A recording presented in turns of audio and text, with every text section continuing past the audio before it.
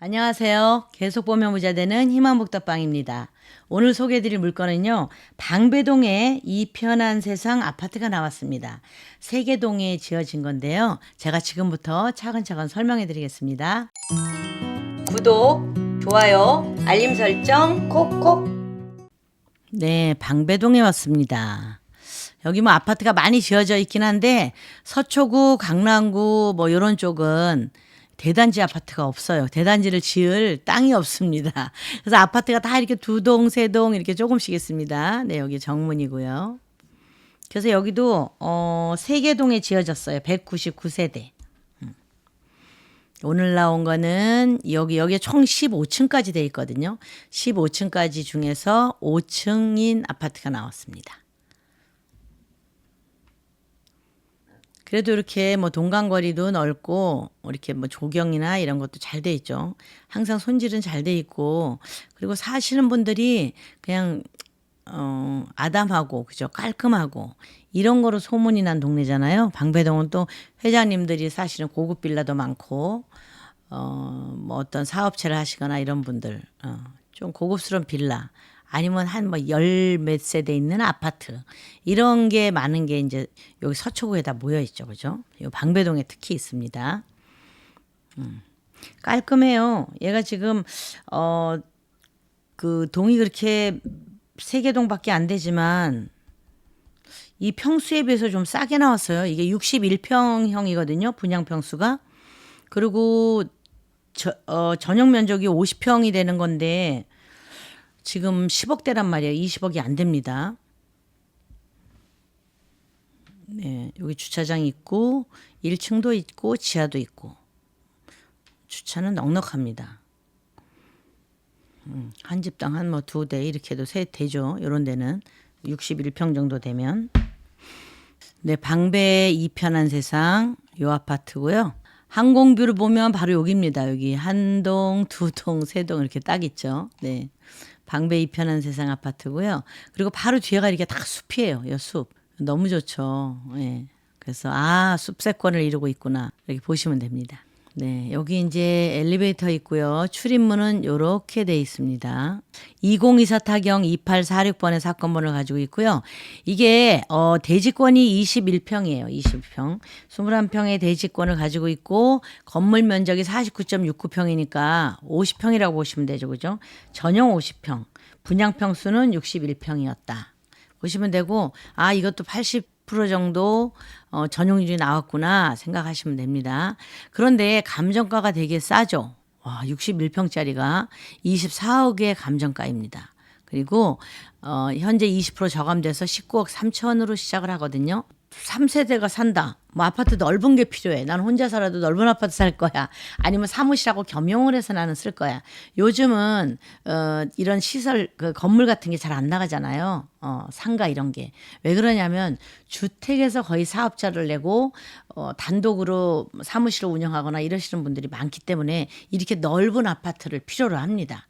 그래서 뭐 그중에서 방 하나 정도는 내 침실로 쓰고 하나는 서재로 쓰고 그 외에 방이나 거실은 전부 사무실로 쓰는 거죠.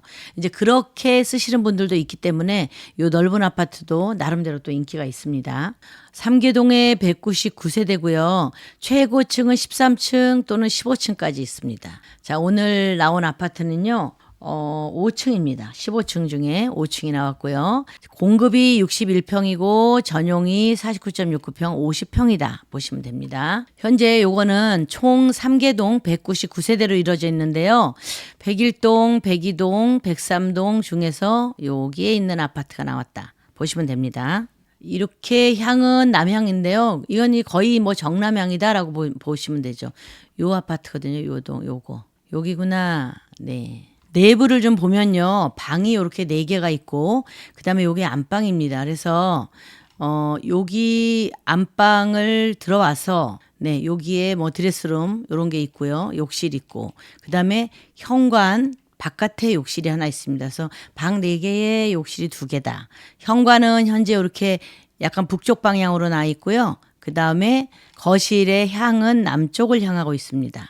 위치는 바로 여기에 있는데요. 내방역에서 좀 가까워요. 내방역 그럼 잘 모르시는 분들 계시는데 여기 7호선이거든요. 그래서 내방역에서는 한 도보 8분 요 정도고 방배역도 있습니다. 방배역에서는 도보 한 15분. 그러니까 뭐 한 10분에서 20분 사이로 2호선, 7호선을 다 탈 수가 있다. 보시면 되니까 그러나 요것도 다 이제 뭐 마을 버스 이런 게 전부 연결이 돼 있어서 그렇게 막 어렵거나 많이 걷거나 그러진 않습니다. 근데 요 정도는 걸을만 하죠. 그죠? 한 10분에서 20분 사이는. 자, 바로 옆에 방일초등학교가 있고요. 그다음에 여기 서리풀공원, 이게 서리풀공원이거든요. 서리풀공원을 넘어서 여기에 이렇게 서초고등학교, 서초중학교, 서울고등학교, 상문고등학교 이렇게 다 있습니다. 네. 여기에 이제 학교 다 학군이 몰려져 있죠. 그리고 이제 요 서초고, 뭐 서울고, 상문고 여기에 있는 이쪽 편의 아파트가 조금 그래도 비싼 편이고 여기가 지금 이 내방역 쪽에 있는 요쪽이 조금 싸다. 서리풀공원을 중심으로 해서 그렇게 보시면은 가격이 이래서 싸구나라는 걸 아실 겁니다. 우리가 매매 실거래가를 좀 보겠는데요. 본 건물은 14층 중에 5층에 나와 있습니다. 네, 103동이고요. 그런데 요게 보존 등기는 2003년이니까 지금 한 20년, 21년 이렇게 된 거죠. 21년 정도 된 건물이고 우리가 61평으로 분양을 했습니다. 61평형이다. 그런데 건물은 실질적인 전용 면적은 50평. 예, 이렇게 돼 있습니다. 자, 보시면 최저 입찰가가 19억 3,600만 원으로 시작을 하거든요. 19억 3,600인데 이제 최초 감정가는 24억이었습니다. 여기가 지금 얼마에 거래가 됐냐를 보셔야 되잖아요. 2023년에는 25억. 여기 별로 변함이 없어요. 21년에도 25억 8천, 2023년 25억, 24년 1월에 25억, 24년 7월에 26억, 좀 올랐죠. 24년 8월에 26억 1,500, 뭐 이렇게 26억대로 형성이 돼 있고 26억대로 현재 매물이 실거래가 되고 있다. 이렇게 보셔야 돼요. 그게 전부 다 뭐 8층, 4층, 14층 이러기 때문에 25억, 26억 이게 층별로 금액이 그렇게 크게 차이가 나지는 않습니다. 다만 내부가 인테리어가 좀 돼 있냐 안 돼 있냐 이런 차이인 것 같아요. 왜냐하면 14층도 올 1월에 25억 5천에 거래가 됐고 그다음에 7월에는 4층인데도 불구하고 26억 2천에 거래가 됐잖아요. 이것만 봐도 내부가 어떻게 돼 있냐를 보시고 사신 거기 때문에 여기는 대략 25억에서 26억이 실거래가구나라고 보시면 되고 그럼 나와 있는 매물을 한번 볼 거거든요. 나와 있는 매물은 25억에서 30억으로 형성이 돼 있습니다. 여기 103동 뭐 2층 25억 그렇죠? 14층 25억에서 26억. 그럼 이건 25억이라 소리죠. 예. 그리고 중간층 26억 3천. 네. 나와 있는 매물값이에요. 자, 8층이 26억 8천. 또 저층이 30억. 저층인데 30억이야? 4억이 비싸잖아. 25억, 26억에 비하면. 4억이 비싼데 여기는 아마 그만큼 내부가 완전히 깔끔하게 잘 돼 있을 거다. 예. 그렇게 생각을 하셔야 되겠죠. 그 다음에 8층이 또 하나 나와 있는데 28억에 나와 있고요. 그리고 중간층이 27억. 대부분 금액이 25억에서 30억 사이로 매물이 형성이 됐구나. 그러면은 요 물건은 25억 최저가를 보시라 그랬죠. 제가 경매 물건은 내부 인테리어도 안 돼 있고 그다음에 경매 물건이기 때문에 내가 좀 싸게 사야 된다라는 그런 점을 생각을 한다면 나와 있는 매물 형성 가격에서 최하권으로 보시면 된다. 그렇게 말씀을 드리는데요. 25억이 최하권인데 현재 감정가는 24억 2천이었어요. 그럼 24억 2천이 최하권이겠구나 생각을 하시고 19억 3,600에 시작은 하지만 뭐 이 금액으로 들어가서는 안 되겠다. 예. 바로 지금 판단이 쓰시죠. 이거 영상 보시면서. 임차인 현황을 보면 임차인 현황 자료는 없고요. 전입 세대가 뭐 이땡땡 2005년에 이렇게 들어와 있는데 현재 체납액이 있습니다. 근데 요거는 뭐 확인 일자가 10월로 돼 있긴 하지만 이 금액이 정확한지는 몰라요. 다시 보셔야 돼요. 24년 8월 뭐 전기수도 뭐 포함 가스별도 다 돼 있는데 요건 직접 관리실 가서 확인을 해 보시면 됩니다. 등기부 현황을 보면요. 2005년 1월 25일 날 소유권 이전을 하고 그다음에 2007년에 근저당권 설정이 들어가서 요때 근저당권 설정이 들어간 이후로는 전부 소멸이거든요. 여기 뭐 전부 뭐 은행 있고 개인도 있고 무슨 세무서도 있고 그런데 전부 다 소멸이구나라고 보시면 됩니다. 그래서 은행에서 임의 경매 들어온 물건입니다. 전입세대 확인 보면 이땡땡 네, 거주자 소유자가 살고 있고요. 현재 이 물건은요 방배동이 의외로 뭐 그렇게 되게 가보면 고요하고 조용하고 좀 고급스럽고 이런 동네거든요. 빌라도 되게 고급지게 지어놓은 이런 동네인데 이게 2003년도 승인 난 거니까 21년 정도 된 건물이기는 하지만 감정가가 거기에 지금 현재 나와 있는 매물의 최저가보다 싸게 감정이 돼 있고요. 그리고 실거래가보다도 싸게 돼 있습니다. 그래서 요건 여러분들이 잘 생각을 해보시고 들어가야 되고요. 그러나 요새 뭐 대출이라든가 강남 상구는 특히 그렇잖아요. 대출이 30%밖에 안 나오니까.